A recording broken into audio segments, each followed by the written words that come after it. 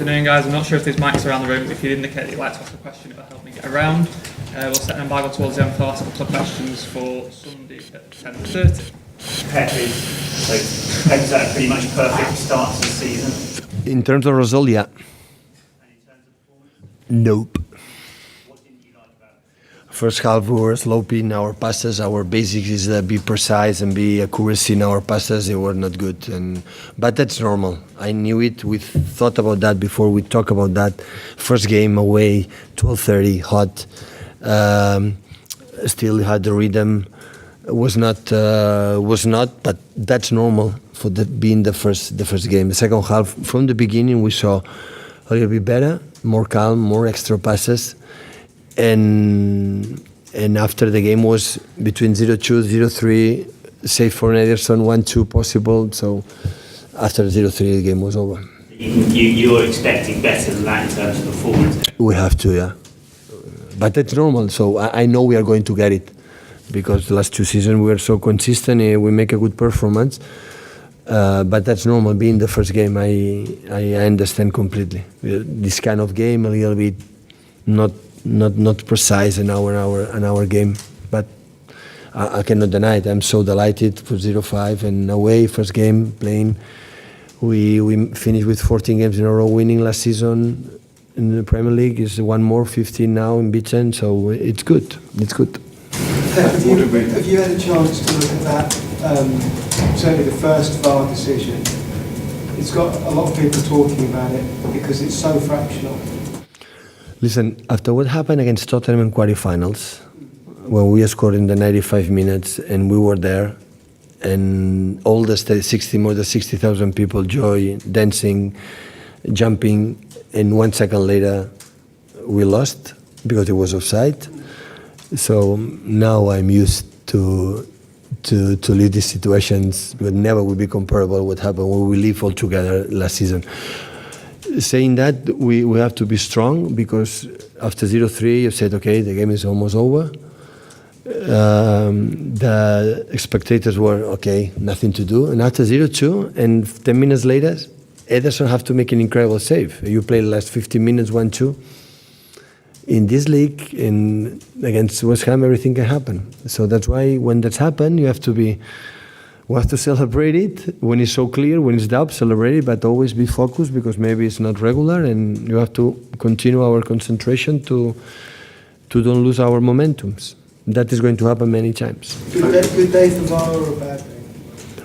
Only I want the VAR, the BAR. Only what I wish, my wish, is the BAR don't make a mistakes, please. Only I want. Because when it's offside, it's offside. When it's penalty, it's penalty. So it's not a problem. But the only I'm concerned is when BAR make a mistake, and after that, it's happened quite often. It's better the referees take decisions and leave. Well, always we leave. But I think it will be more fair. The football in the decisions, and sometimes, and that's all. Do you have any complaints with VAR today? Did you think everything was right? Well, the first one, yeah. Second one, no. But no, it's what it is. So it was for nothing offside. They are, we were in the manager last week in London, here, and we make a meeting. We saw how they work, how they use, and okay, there's a lot of cameras, a lot of angles, and people there come. Hopefully it doesn't make a mistake. Only what I want. It's offside is offside. His hands is hands. It's rules is rules. So our rules. So no problem. But I will be upset. I think all the managers, all the teams, when it's something it's right and make a mistake. After will be not good.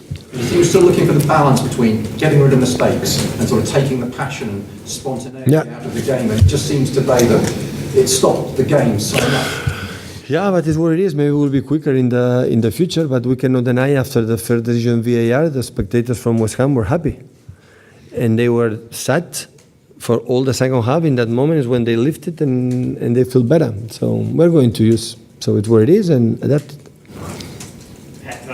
In terms of Raheem's hat-trick today, maybe I think he only had 3 chances, he scored 3 goals really well, finished really well. Maybe 2 years ago, he maybe would only take 1 of those chances or 2. There seems to be, in the last 12 months, been a steep improvement in his. Yeah, since we started this season in China and Community Shield today, he scored 1 goal minimum every single game. In the first day, he's played a striker. For me, a striker will be an incredible position for him, because for being central defender, a guy, more in there, but can play in three positions up front. I think the first half he played in the level we played the team, and the second half we played the level the team played. So they are incredible talent players, but they need the group, they need the team, and the team will make a step, above, forward. He plays better. But I know a special quality of the player, the consistent physicality, and the finishing. The second goal, the control was not good, but the finish good. And the third goal was real good, much better than the 1-against-1 against Liverpool situation. So that's good. It happened against Alisson. He missed the action. This time, he didn't miss it. He learned from that. And that is nice. See how these guys, being 23, 24, can learn of that. Don't be sad. And the next action, I'm pretty sure he thought about that. So now I'm going to be more clinical, more aggressive. He's going to finish. That's why he scored a hat-trick. And it's good for us. Really good. Just a couple embargo for Sunday 10:30, please, guys.